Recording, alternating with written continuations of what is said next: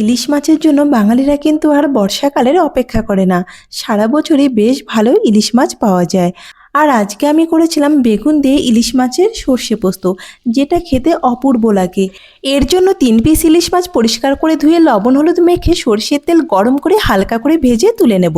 আর ওই তেলের মধ্যেই বেগুনগুলোকেও ভেজে নেব। বেগুনগুলোকে আমি অল্প করে লবণ আর হলুদ মেখে নিয়েছি। বেগুনগুলো ভাজা হয়ে গেলে তুলে নেব। এবার একটা মিক্সার জারে 2 চামচ কালো সর্ষে, 1 চামচ পোস্ত, কয়েকটা কাঁচা পাকা লঙ্কা, সামান্য লবণ আর জল দিয়ে স্মুথ একটা পেস্ট বানিয়ে নেব।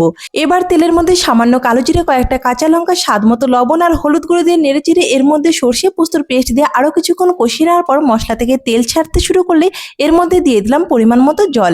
ঝোল ভালো করে ফুটে গেলে এর মধ্যে ভেজে রাখা বেগুন আর মাছ দিয়ে আরও কিছুক্ষণ ফুটিয়ে নিয়ে সবশেষে দিয়ে দিলাম কয়েকটা চেরা কাঁচা পাকা লঙ্কা, যেটা কিন্তু গরম ভাতের সঙ্গে মেখে খেতে ভীষণ ভালো লাগে।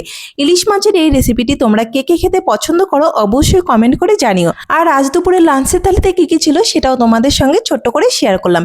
এখানে ছিল 1 বাটি গরম গরম সাদা ভাত, তার সঙ্গে ছিল শসা, ছিল কুমড়ো ভাজা, লাল শাক ভাজা, ভেন্ডি চচ্চড়ি আর ছিল ইলিশ মাছের সর্ষে পোস্ত, যেটা কিন্তু খেতে ভীষণ ভালো লাগে। তো তোমরা কে কে এই থালিটি পছন্দ করো অবশ্যই কমেন্ট করে জানিও।